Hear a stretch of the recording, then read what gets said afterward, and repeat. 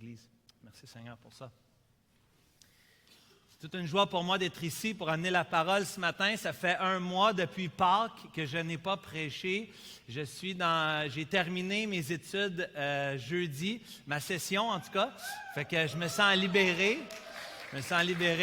Merci pour vos encouragements, tous ceux qui prient pour moi. C'est tellement une bénédiction. Et merci pour Dan, qui est plus un docteur, qui aime ces choses-là. Moi, à toutes les fois que je m'enferme dans mon bureau pendant quelques semaines pour remettre mes derniers travaux, ma femme me dit que c'est comme si j'étais en punition. Elle me voit faire les tours comme le chien qui est dans la cage, qui a juste hâte de sortir. Fait que ça me fait beaucoup de bien d'être ici, d'amener la parole ce matin. Je salue en pensant notre frère Victor qui revient d'Haïti cette semaine. Merci Vic d'avoir été là-bas. J'aurais voulu lui donner plus de temps. Juste vous dire de continuer de prier pour le projet, des choses excitantes qui se passent. Victor, avec Bertrand, on peut aller avec l'Église de Philadelphie, une église évangélique qui veut aussi nous aider dans le projet microfinance. On a pu regarder aussi pour aider.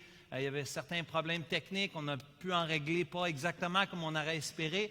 Le Seigneur est toujours souverain sur ces choses-là. Donc, continuons de prier pour nos frères et nos sœurs bien-aimés qui sont en Haïti. Et s'il te plaît, allez voir Victor pour plus d'informations, plus de détails. Je ne fais pas justice au voyage qui a été fait cette semaine, mais je voulais au moins dire un petit quelque chose. Mon frère, merci de donner ton leadership, ton service dans ce ministère. C'est une grande bénédiction pour nous. Ce matin, je veux traiter 17 versets en 36 minutes. Alors, vous allez être très patient et conciliant avec moi ce matin. Tournez dans l'Évangile selon Luc au chapitre 11, s'il vous plaît. En fait, c'est une belle section. C'est un passage merveilleux qu'on va lire ensemble. Jésus ne laisse personne indifférent.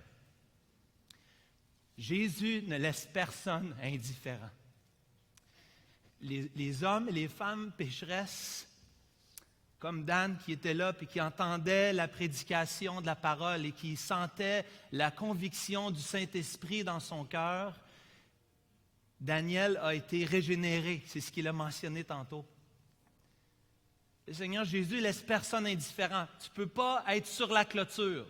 Soit que tu renonces à toi-même et tu te donnes à lui, ou soit que tu le rejettes. Et ce matin, on voit un passage où le Seigneur Jésus est rejeté par les scribes et les pharisiens. Lisons Luc chapitre 11, dans les versets 37 à 54.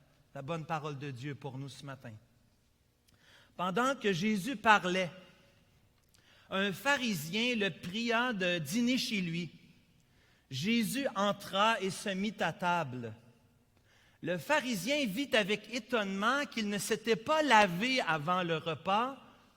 Mais le Seigneur lui dit, « Vous, pharisiens, vous nettoyez le dehors du plat, de la coupe, et à l'intérieur, vous êtes pleins de rapine et de méchanceté. Insensé, c'est fou. Celui qui a fait le dehors n'a-t-il pas fait aussi le dedans?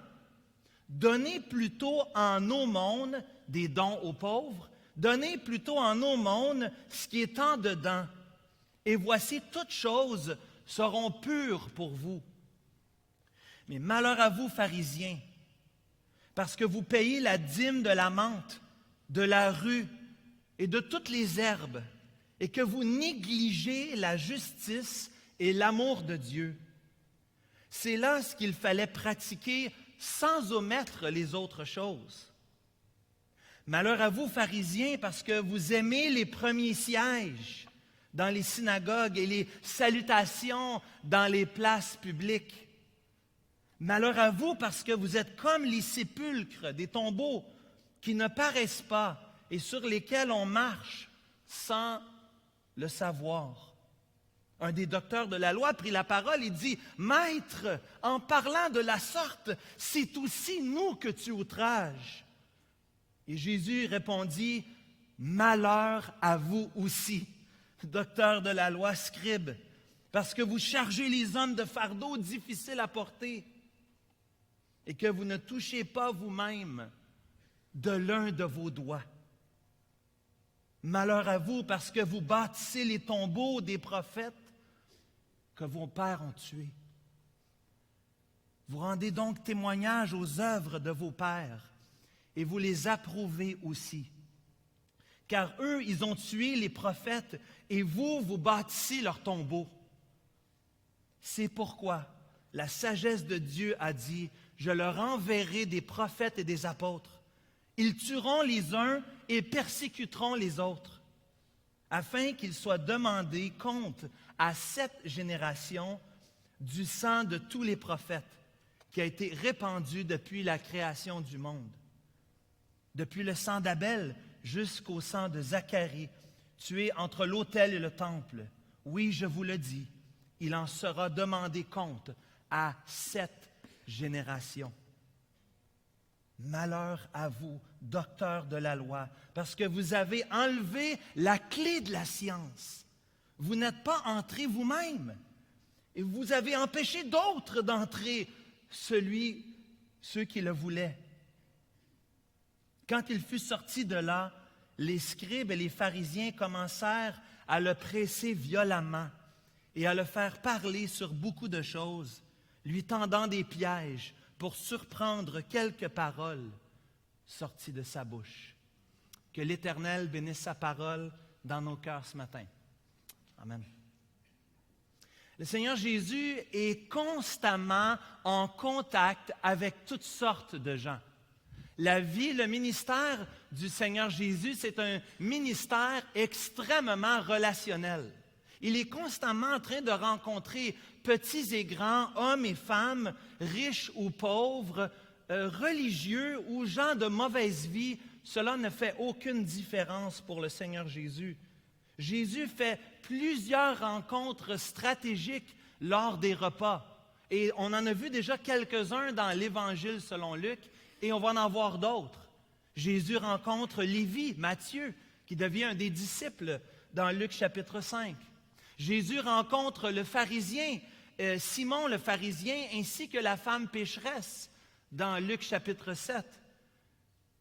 Le Seigneur Jésus rencontre la plus belle, Marthe ou Martha, dans Luc chapitre 10.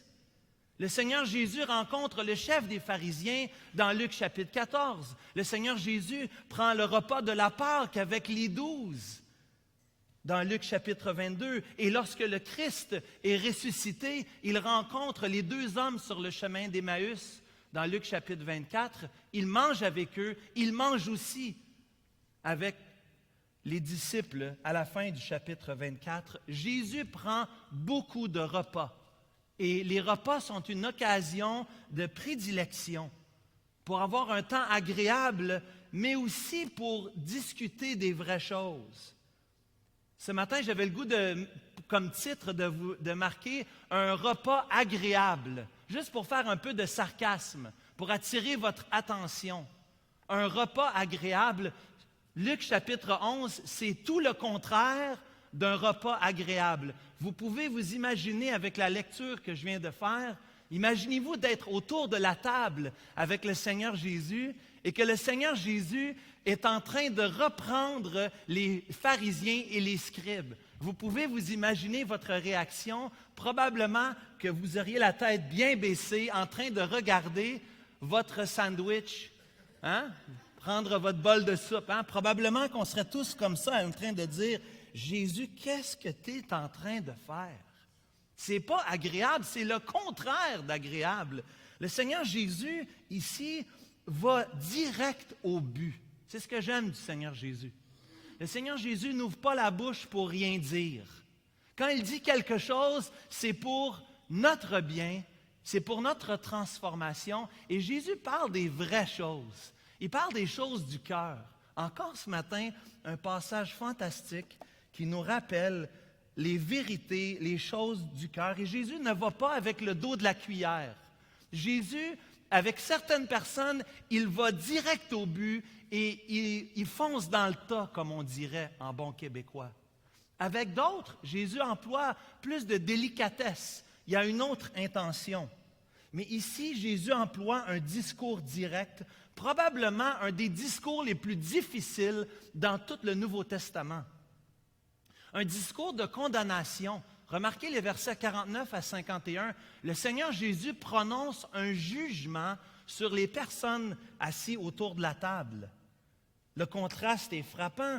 Jésus et les pharisiens, remarquez au verset 53, Jésus, lui, dit les choses, les vraies choses, devant la personne. Mais les pharisiens, les scribes au verset 53, eux, ils parlent dans le dos de Jésus.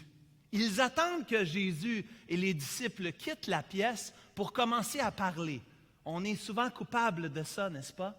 De ne pas dire à la bonne personne ce qu'on doit lui dire, mais de le dire à tous les autres. Jésus parle directement, tandis que les scribes et les pharisiens, les religieux, parlent entre eux et vont médire les uns avec les autres. Chers amis, Jésus réprimande ce matin les religieux. Jésus reprend sévèrement les religieux dans le texte biblique aujourd'hui. Et je suis convaincu, parce que je crois dans la parole de Dieu, dans l'inspiration, dans l'autorité de la parole de Dieu, je suis convaincu que Jésus l'a fait avec vérité et avec amour. Vous dites amour, pasteur, amour? Est-ce que Jésus démontre de l'amour ici en parlant aussi directement, en s'opposant, en condamnant l'hypocrisie des religieux? Est-ce que c'est de l'amour? Quand tu vas voir le médecin et que le médecin te donne une mauvaise nouvelle, te dit, M. Côte-Noir, peut-être quelques livres de trop, hein? Des fois, ça, c'est pas trop pire. Mais s'il dit, M. Côte-Noir, vous avez une condition, hein? Il y a beaucoup de diabète dans ma famille, je ne suis pas diabétique encore, possiblement un jour. Mais si le médecin me disait, M. Côte-Noir, vous êtes diabétique, vous avez un problème avec votre pancréas, c'est plus sérieux, n'est-ce pas?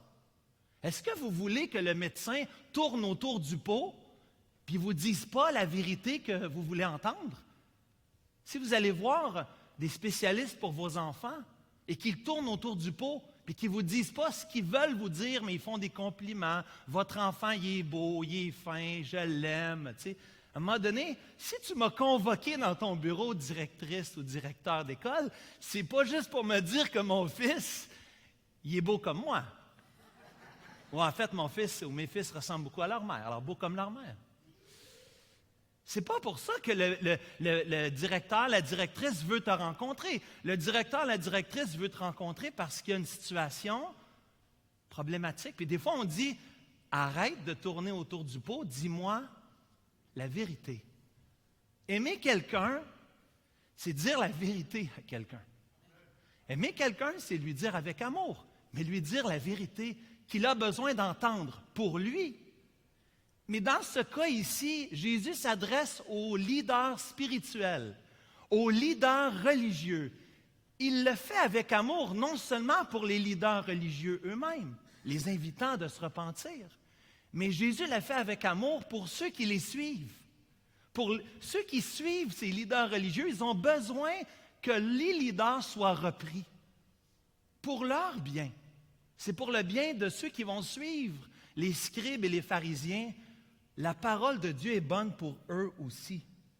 Jésus est toujours plus sévère. Dans la parole de Dieu, Jésus est toujours, Dieu est toujours, l'apôtre Paul, toujours plus sévère envers les leaders. Toujours. Il n'y a pas d'exception à ça. Dieu est plus sévère envers les leaders. Ça ne dit pas qu'il n'est pas gracieux aussi, comme il l'a été avec Pierre, quand Pierre l'a renié 3 fois. Mais Dieu est plus sévère. Dieu s'attend à plus des leaders. Et ça fait peur. Moi, ça me fait peur, personnellement. Ça me fait peur parce qu'en étant un leader, je suis supposé être un modèle pour vous. Les pharisiens, les scribes devaient être des modèles. Et ils étaient tout le contraire que des modèles. Tout le contraire. Je ne voudrais pas être comme les scribes et les pharisiens. Je ne voudrais pas pour vous être comme ces hommes-là aujourd'hui. Je ne voudrais pas que les anciens de l'Église, je ne voudrais pas que les diacres, les diaconesses de l'Église, je ne voudrais pas que nos professeurs d'école du dimanche, je ne voudrais pas que papa, maman qui est ici aujourd'hui, qu'on soit comme les pharisiens et les scribes aujourd'hui, comme des religieux. J'en ai la trouille de penser qu'on a passé à côté à ce point-là, qu'on soit devenus des hypocrites, qu'on soit des pharisiens qui mettent tellement d'emphase à la mauvaise place. J'en ai la trouille ce matin. Ce passage ce matin, oui, le thème de ce passage, ça d'abord, c'est Jésus s'oppose et condamne l'hypocrisie des leaders religieux. Dit simplement, les leaders religieux mettent l'emphase sur les choses extérieures. Jésus met l'emphase premièrement sur les choses intérieures. Si tu as retenu ça ce matin, c'est vraiment l'idée principale. Jésus met l'emphase premièrement sur le cœur. Les religieux mettent l'emphase sur l'extérieur. Ce passage est important parce qu'il nous montre dans la progression du ministère du Seigneur Jésus l'hostilité, les difficultés que Jésus va rencontrer dans son ministère. Et vous savez que ce n'est pas pour rien qu'on l'a cloué sur une croix. Vous remarquez les versets 53 et 54, ça vous montre la progression. À la fin de ce passage, on cherche par tous les moyens de l'arrêter et éventuellement de le piéger afin de le faire mourir. Et éventuellement, ils vont réussir. Bon, Jésus se laisse accuser. Jésus, vous le savez, ça c'est un autre message. Mais quand même, ce passage est important, ça nous montre la progression. Deuxièmement, ce passage est important parce que, comme je dis depuis le début, c'est un contre-exemple pour nous. La parole de Dieu nous présente des exemples à suivre, des modèles qu'on doit imiter. Hébreux chapitre 11, imiter leur foi. Merci. Imiter leur foi. Hébreux 11, ça dit ça tout le long. Imiter leur foi. On doit suivre l'exemple de ceux qui nous ont précédés. Mais la parole de Dieu aussi, étant aussi réaliste qu'elle est, puis c'est pour ça que je t'encourage de lire la Bible. Parce que quand tu lis la Bible, ça parle des vraies choses, ça montre la vraie vie. Et la vraie vie, c'est pas que tout le monde obéit puis c'est merveilleux. Au contraire, la parole de Dieu nous montre la dépravation du cœur humain dans toutes sortes d'exemples absolument incroyables. Même vendredi, on a parlé de nul autre qu'Abraham, le père de la foi, n'est-ce pas, qui n'a pas eu confiance en Dieu et qui a dit c'est ma sœur, c'est pas ma femme, tu sais, parce qu'il avait. Puis c'est le père de la foi, c'est lui l'exemple de la foi. Puis dans sa vie, au fond, lui aussi, il est comme toi et moi. Il est faible puis il a besoin d'un sauveur. Quel passage merveilleux ce matin. Simplement, ce n'est pas compliqué, la mise en scène, on la voit au verset 37 et 38. Le Seigneur Jésus va manger chez quelqu'un.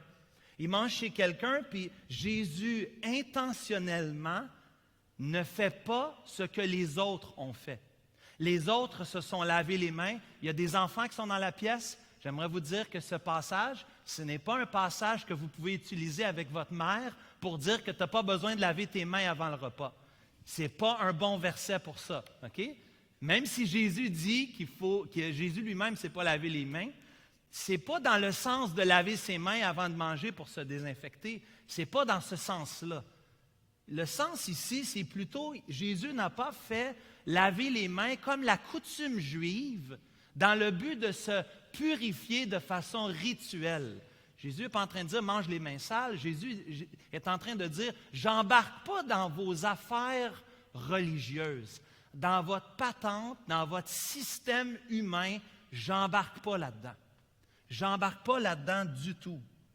Et Jésus, en renonçant de suivre le rituel religieux, le Seigneur Jésus, souverain, qui sait toutes choses, sait très bien qu'il se met à l'encontre de ceux qui sont dans la pièce, de ceux qui sont autour de lui. Et c'est intéressant que dans les versets 37 et 38, le Seigneur Jésus n'attend pas qu'on lui donne la réponse. Le texte ne nous dit pas qu'il a répondu. Est-ce que le Seigneur Jésus a juste vu son visage et il savait qu'il l'avait dérangé?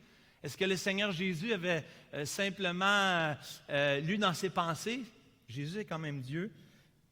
Jésus sait qu'est-ce qui se passe, puis Jésus fait exprès, je suis convaincu de ça, pour dénoncer, pour adresser quelque chose. Et tu remarques que dans la parole ce matin, il y a 6 fois que l'expression « malheur à vous » hein, cette expression-là, malheur à vous, ça nous donne déjà une bonne idée de notre esquisse ce matin. À chaque malheur à vous, Jésus adresse un élément différent. Quand tu lis la Bible en famille, c'est un bon exercice de faire avec tes enfants. Lis la Bible, puis fais juste dire, est-ce qu'il y a des mots qui reviennent? Y a-t-il des idées qui reviennent dans le petit quelques versets ou le chapitre qu'on vient de lire? C'est souvent une bonne façon d'observer dans la parole de Dieu des enseignements. Et ici, il y a 6 malheurs à vous, 42, 43, 44, 46, 47, 52, 3 fois aux scribes, 3 fois aux pharisiens. Des subtilités, mais qui sont extrêmement importantes. Mon frère, ma sœur, ce matin, cher ami qui est ici. Parce que le Seigneur Jésus est en train de s'opposer aux leaders religieux. Il montre 8 caractéristiques. Vous dites 8 caractéristiques, c'est quand même rapide. On ne va pas aller en profondeur pour chacun, mais en faisant un survol ce matin, 8 caractéristiques d'un pharisien ou d'un scribe, ou j'aime mieux dire 8 caractéristiques d'un religieux. Je pense qu'on va plus, ce mot-là, on va s'identifier peut-être un peu plus avec l'idée. Donc, je mets scribe et pharisien dans la catégorie des religieux, et je dis ce matin 8, je crois que ce texte nous dit 8 caractéristiques d'un pharisien dans la parole de Dieu. Et j'ai eu un peu d'aide d'un frère bien-aimé qui s'appelle Ligon Duncan, un prédicateur en homme de la parole de Dieu. Surtout pour le premier, parce que le premier, je ne l'ai pas vu tout de suite. Au verset 37, le religieux juge selon les standards ou les normes des hommes. Ce que mon père appellerait en bon québécois de l'hommerie. Hein, de l'hommerie. On le voit au verset 37. Le jugement est porté par rapport à Jésus parce que Jésus n'a pas fait ce que les hommes ont voulu. Ce n'est pas un commandement, ce n'est pas une loi qui est dans l'Ancien Testament, c'est une pratique qui était faite, celle de se laver les mains. Mais ce n'est pas une loi. Et déjà, il y a un jugement juste dans son attitude et surtout par la réponse du Seigneur Jésus. Premièrement, on voit que le religieux a tendance à juger rapidement. Il juge non selon les standards de Dieu, mais il juge selon les standards des hommes, d'après la tradition des hommes. Ici, on voit deuxièmement, je vais aller rapidement, je vous ai dit, deuxièmement, on voit le religieux qui nettoie l'extérieur et non l'intérieur. Jésus dit au verset 39, vous, pharisiens, vous nettoyez le dehors de la coupe et du plat, et l'intérieur, vous êtes plein de rapines et de méchanceté.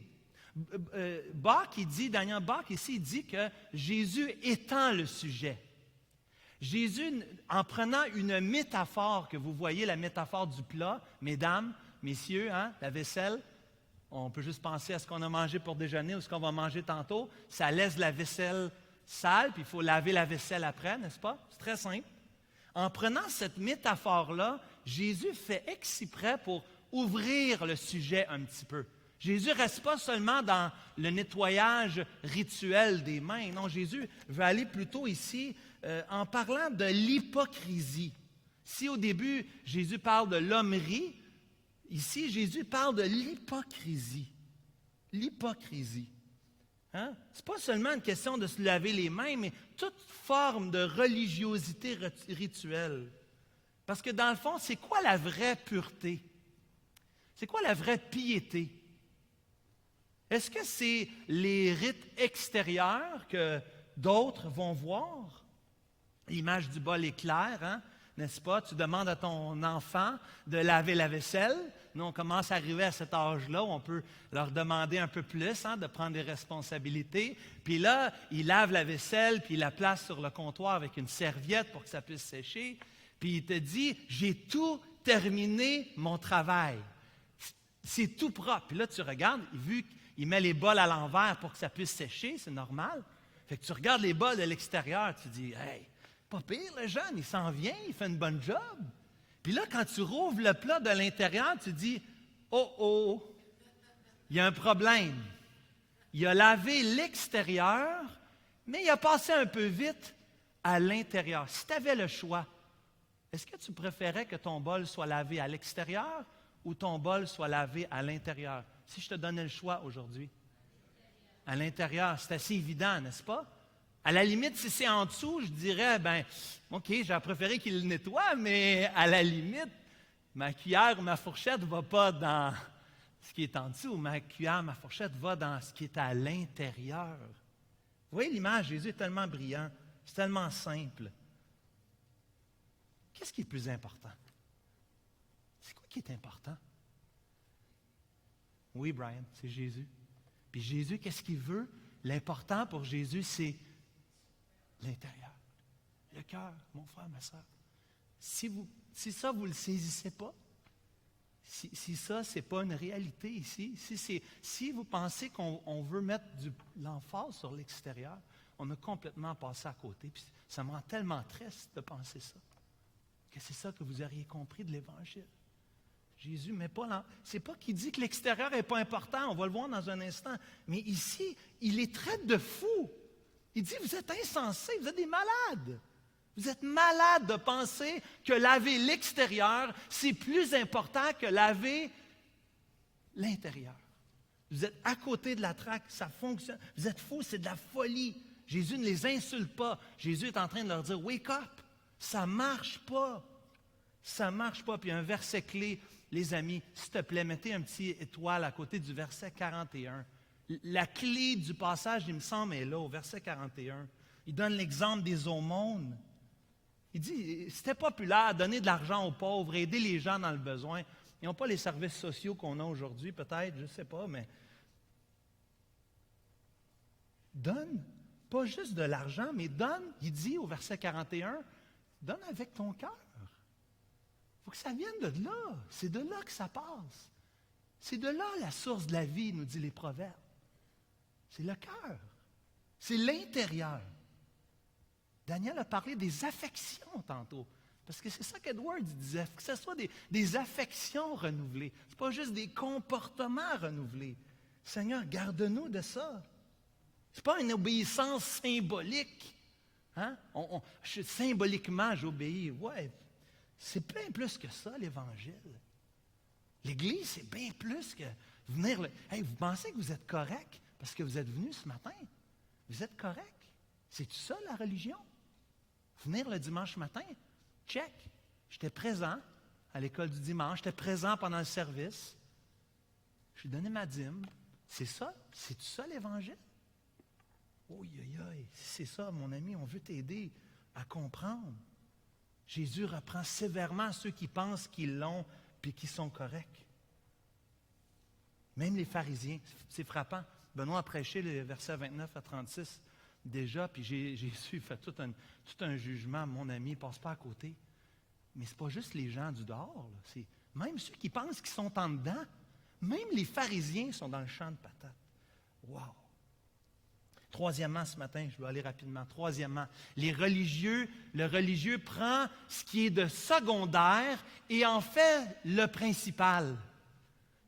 Prend ce qui est secondaire et en fait le principal. La dîme, hein? La dîme de la menthe, la dîme des herbes, hein? Coupe les cheveux en quatre. Hein? La dîme de la menthe, oui, je comprends, il voulait vraiment donner la dîme, c'est merveilleux. Mais tu négliges l'essentiel, tu négliges la justice et l'amour de Dieu. Tu as tellement mis d'emphase sur des petits règlements que tu pouvais contrôler par toi-même, que tu as passé à côté du cœur de l'essentiel. Tu as complètement passé à côté de la traque. Hendrickson dit que les religieux ont une insistance rigide sur ce qui est banal, et cette insistance est tellement... il y a tellement d'emphase là-dessus, dit Hendrickson, souvent c'est pour couvrir un péché intérieur du cœur. C'est ça le problème du religieux. Il met l'emphase sur ses autres affaires, mais il n'adresse pas premièrement les choses importantes dans son cœur. Puis adresser chez les autres ou adresser l'extérieur, il se plaît de penser qu'il est bon, qu'il est juste, mais il ne l'est pas du tout. Tu négliges la justice et l'amour de Dieu. On a chanté ça tout à l'heure. Merci, Randy. Quatrièmement, quelle est la caractéristique des religieux? Le religieux aime sa réputation. Pasteur, Hein? Il aime se faire appeler. Allô? Merci, les gens. Pasteur, oui, pasteur. Hein? Hein? Vous comprenez? Hein? C'est bon, mon orgueil. Je sais que vous le faites avec amour, mais pensez ici, pensez à l'attitude des pharisiens qui, eux, aimaient avoir les premières places. Ils sont assis, hein? Tout le monde peut les voir. Hein? Quand ils sont dans le temple, ils ont les meilleures places. C'est les leaders. Wow, c'est les pharisiens. Jésus dit, ça ne fonctionne pas. Vous êtes orgueilleux. Vous êtes orgueilleux. Mes frères, mes sœurs, est-ce qu'on est orgueilleux? Est-ce qu'on aime les meilleures places? Est-ce qu'on a la mentalité élitiste? On va élever le pasteur, là. On va le mettre là. Écoute, le prêtre, hein, on va le mettre en haut. Lui, c'est pas comme les autres. Quand il fait des choses, c'est bien mieux que les autres. Vous pensez vraiment qu'on est comme ça? Je demandais à ma femme, vous allez voir, je suis un gars bien ordinaire. Est-ce qu'on veut l'attention privilégiée? C'est ça qu'on veut, les premières places? Le Seigneur Jésus a dit qu'il est venu non pour être servi, mais pour servir et donner sa vie en rançon pour plusieurs. C'est le contraire de l'Évangile, d'avoir les premières places puis d'être élevé. Cinquièmement ce matin, oups, faites de quoi là? Cinquièmement, le religieux est saint à l'extérieur et non à l'intérieur. On a parlé déjà un peu de ça. Le religieux, écoute, il fait une illustration frappante. Il compare à un tombeau. Tu es un sépulcre. Hein? Tu es comme ça. Tu es impur. Voyons.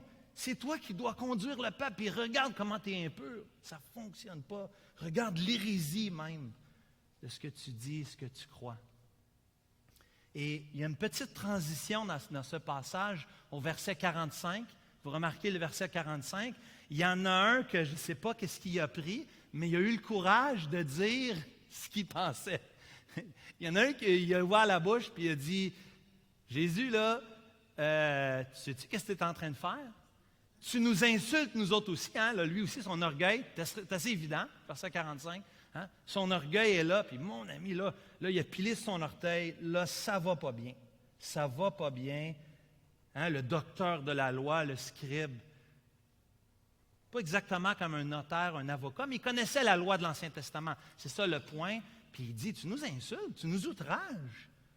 Ça n'a pas de sens que tu parles comme ça. Puis le pire, c'est qu'il a raison. La condamnation, c'est vrai que Jésus non seulement reprend les pharisiens, mais reprend aussi les scribes par le fait même.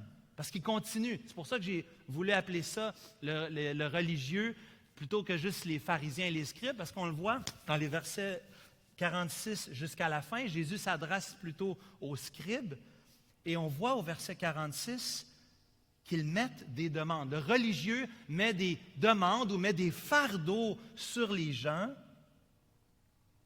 Et qu'est-ce qu'ils font?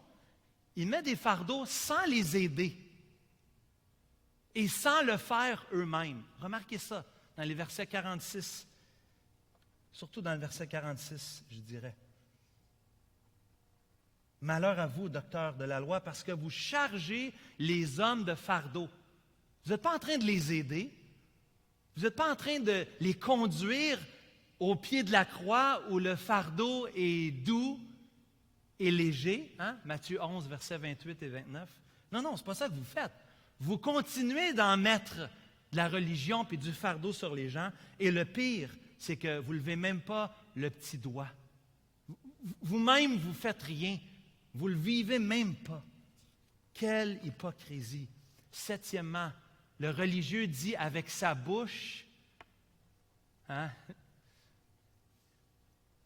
Le religieux parle beaucoup, mais au fond, est-ce qu'il le vit? Bien sûr que non. Il dirige mal les gens. Il parle même ici des prophètes. Regardez au verset 47 et 48. Il parle des prophètes ici. Oh, c'est nos prophètes, nos pères. Qu'est-ce que ton père a dit? Qu'est-ce que David a dit dans le psaume 51? Je préfère quoi au sacrifice? Qu'est-ce que je préfère au sacrifice? Hein? Un cœur contrit, l'obéissance. Ça a été dit dans l'Ancien Testament plusieurs fois. L'obéissance est meilleure que le sacrifice. Dieu veut le cœur, c'est toujours ça. C'est toujours ce point-là qu'il ramène. Mais là, en adressant les scribes, le 8e, ici ce matin, le 8e caractéristique, c'est que le religieux, il nuit aux autres. Puis c'est pour ça que Jésus le garde pour la fin. Je pense que c'est le punch. C'est que non seulement ils se détruisent eux-mêmes, mais en plus, ils détruisent les autres. Ultimement, l'hérésie qui est enseignée, qui est vécue, qui est incarnée par les leaders religieux, font que ceux qui les suivent se détruisent eux aussi. Les scribes et les pharisiens, les religieux, malheureusement, ne voient pas la profondeur de leur péché. Ne voient pas leur cœur dépravé, le cœur dans le besoin. Ils pensent qu'en faisant des choses extérieures, qu'ils vont être corrects. Le Seigneur leur montre, non, non, ça ne fonctionne pas. Cette apparence de piété est finalement un obstacle qu'on met devant les gens. Ils ne reconnaissent pas la présence du péché dans leur vie. Ils ne reconnaissent pas la gravité du péché dans leur vie. Ils ne reconnaissent pas la solution au problème du péché. L'hypocrisie nous amène à nous détruire nous-mêmes, mais aussi à détruire ceux qui nous suivent. Et il y a seulement un remède. Il y a seulement un remède à cette maladie terrible. Quel est ce remède? Quel est ce remède, Brian? Quel est ce remède que tu as dit il y a quelques instants, mon ami? C'est Jésus. Le Seigneur Jésus, c'est le seul remède. L'Évangile, c'est le seul remède à l'hypocrisie. C'est seulement par l'Évangile qu'on peut briser l'apparence de religion extérieure. Sommes-nous devenus des pharisiens, en conclusion ce matin? Sommes-nous devenus des pharisiens qui mettent dans l'Église, même à l'Église Emmanuel, qui mettent de l'emphase sur l'apparence extérieure plutôt que la vraie religion, la vraie adoration intérieure? Sommes-nous aveuglés par notre religion? Ce danger nous guette, mes frères, mes sœurs, à chacun d'entre nous. C'est facile pour nous. On est dans la bonne branche pour tomber dans ce piège-là facilement. Le petit pharisien dans notre cœur. L'hypocrisie, un des commentateurs disait cette semaine, c'est comme du monoxyde de carbone. Vous savez, c'est quoi le monoxyde de carbone? C'est ce qui sort de l'échappement. Ceux qui ont des voitures électriques, non, mais ceux qui ont des autos normales comme moi, hein? Ce qui sort de l'échappement, c'est du monoxyde de carbone. Le monoxyde de carbone, ça ne sent pas, mais c'est mortel. Ça peut aujourd'hui ne pas paraître. Tu peux être ici, puis tu peux, comme Dan disait, tu peux te tromper toi-même. Penser que tu es sauvé parce que tu as compris que l'Évangile, c'était pour le pardon des péchés, mais tu n'as pas saisi que l'Évangile, c'est le remède à l'hypocrisie de tous les jours. On a besoin d'un sauveur. J'ai besoin de regarder à Christ. J'ai besoin d'une relation personnelle. Voyez la contraste quand on dit relation versus religion, tournez dans ce passage-là. Ça, c'est ce que c'est la religion. Mais Jésus est tout le contraire. Êtes-vous d'accord avec ça ce matin? Si vous reprenez les 8, le religieux suit les standards de Dieu. Non, le religieux suit les standards des hommes, mais Jésus suit les standards de Dieu. Jésus nettoie l'intérieur d'abord pour transformer l'extérieur. Jésus garde les choses essentielles bien au centre. Jésus n'a pas regardé comme une proie à arracher d'être égal avec Dieu. Il a mis de côté sa réputation. Pourquoi? Parce qu'il voulait nous sauver. Le Seigneur Jésus est saint à l'intérieur et à l'extérieur, les deux. Le Seigneur Jésus enlève des fardeaux. C'est vrai, pas d'amen? Il enlève les fardeaux. Son fardeau est doux et léger, car il est humble de cœur. Le Seigneur Jésus, ce qu'il dit, sa parole, elle est certaine, car il est fidèle. Tout ce qu'il dit, il va l'accomplir. Et dernièrement, le Seigneur Jésus, est-ce qu'il nuit au peuple? Non, il dit, venez, venez. Viens ce matin. Viens ce matin. 19 mai 2019, viens à Jésus. Viens à Jésus. Ne sois pas comme les pharisiens et les scribes dans ce passage au verset 53 et 54. Qu'est-ce qu'ils ont fait? Ils se sont endurcis contre le Seigneur. Mais fais comme un autre pharisien. Je vous présente un autre pharisien, bien différent. En fait, pas différent dans sa vie. D'abord, persécuteur, circoncis le 8e jour de la tribu de Benjamin, hébreu, né d'hébreu. Quant à la loi, pharisien, vous savez de qui je parle. Quant aux zèles, persécuteur de l'Église, irréprochable à l'égard de la justice de la loi. Mais ces choses qui étaient pour moi un gain, aujourd'hui, elles sont pour moi une perte à cause de l'excellence de Jésus-Christ. L'apôtre Paul, dans Philippiens chapitre 3, il dit au verset 8, « Et même je regarde toutes choses comme une perte à cause de l'excellence de la connaissance de Jésus-Christ, mon Seigneur, pour lequel j'ai renoncé à tout, et je les regarde comme de la boue, je les regarde comme de la vidange, ma vie passée, afin de gagner Christ, d'être trouvé en lui, non avec ma justice, non ma religion extérieure, non, celle qui vient de la loi, non, mais avec celle qui s'obtient par la foi, celle qui s'obtient par la foi. La justice qui vient de Dieu par la foi, afin de connaître Christ, la puissance de sa résurrection, la communion de ses souffrances en devenant conforme à lui dans sa mort, pour parvenir, si je puis, à la résurrection d'entre les morts. Ce n'est pas que j'ai remporté le prix, j'ai déjà atteint la perfection, mais je cours. Je tâche de servir, de saisir, puisque j'ai été moi-même saisi de Christ. L'apôtre Paul, lui-même un pharisien, a été placé devant le choix que nous sommes placés aujourd'hui. Allons-nous abandonner au pied de la croix notre religion, notre petite religion chrétienne? Et est-ce que nous allons recevoir Christ, le centre de l'Évangile, le centre de toute la révélation de la parole de Dieu? Cher ami, as-tu passé à côté de l'essentiel aujourd'hui? Je te pose la question, est-ce que tu as passé à côté de l'essentiel? T'as-tu manqué le plus important? Es-tu comme les pharisiens, les scribes dans Luc chapitre 11? Ou est-ce que tu es comme l'apôtre Paul dans Philippiens chapitre 3? Seigneur Jésus, je veux te remercier pour ce temps ensemble ce matin. Pendant que j'invite l'Église de se lever, levons-nous s'il vous plaît.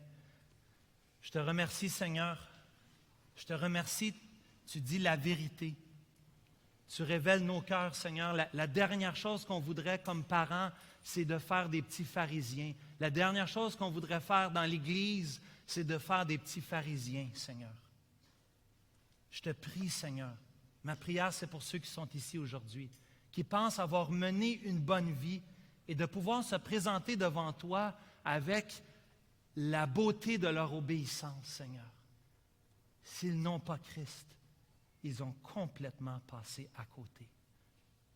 Tu es invité aujourd'hui de faire comme Paul, de te repentir et de croire Christ, de le placer comme premier dans ta vie, comme Sauveur et Seigneur.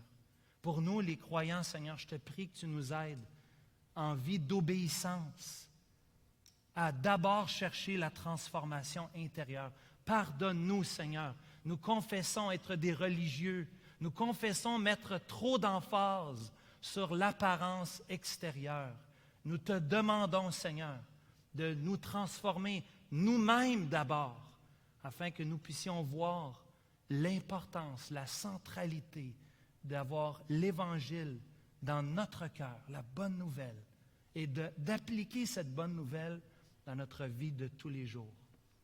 Nous voulons te remercier et en guise de bénédiction, chantons s'il vous plaît Apocalypse 1, versets 5 et 6 que vous connaissez très bien. À celui